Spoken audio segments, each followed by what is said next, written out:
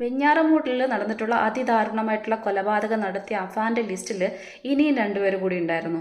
അവന്റെ ഏറ്റവും അടുത്ത ബന്ധുക്കളായിട്ടുള്ള തട്ടത്തുമലയിൽ താമസിക്കുന്ന ഒരു ഉമ്മയെയും മകളെ കൂടി കൊല്ലാൻ തീരുമാനിച്ചിട്ടുണ്ടായിരുന്നു.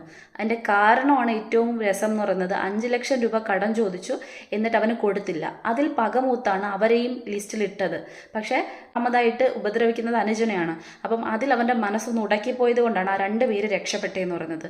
ഇനി ഉണ്ടായിരുന്നു ഒരു മാമനെ കൂടെ ലക്ഷ്യമിട്ടിട്ടുണ്ടായിരുന്നു. പക്ഷെ അയാൾക്ക് ചെറിയ കുട്ടികൾ ഉണ്ടായതുകൊണ്ട് അയാളെ ലിസ്റ്റിൽ നിന്ന് ഒഴിവാക്കി എന്നാണ് മനസ്സിലാക്കാൻ പറ്റുന്നത്. അപ്പം നമ്മൾ എപ്പോഴും നോക്കിയ ഒരു കാര്യത്തിൽ നിന്ന് മനസ്സിലാക്കാൻ പറ്റും, ഇത്രയും ക്രൂരമായിട്ടുള്ള കൃത്യം ചെയ്യണമെങ്കിൽ അവനെ ഉറപ്പായിട്ടും ഒരു ലഹരി കീഴടക്കിയിട്ടുണ്ടായിരുന്നു.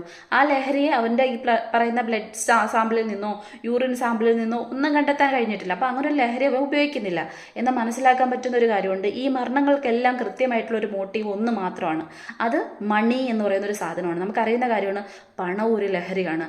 ആ പണം കിട്ടിക്കൊണ്ടിരുന്നിട്ട് അത് കിട്ടാതായി കഴിഞ്ഞാൽ അതൊരു ഭ്രാന്ത് തന്നെയാണ്. ആ മുഴുഭ്രാന്തായിരിക്കും ഇവനെ കൊണ്ട് ഇതൊക്കെ ചെയ്യിപ്പിച്ചത്.